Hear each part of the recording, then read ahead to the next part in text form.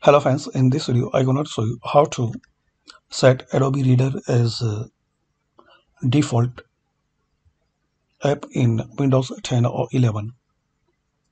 So firstly click on the search icon, type settings,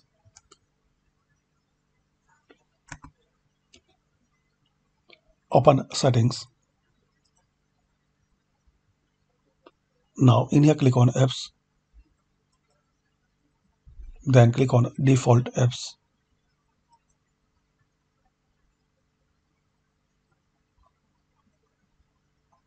Now select Adobe Reader or Adobe Acrobat. So search from here your application Adobe Reader like Adobe Acrobat. This you want to make as a default. So in PDF click here and select from this list Adobe Acrobat or Adobe Reader. Then click on OK. Now close it and restart your PC.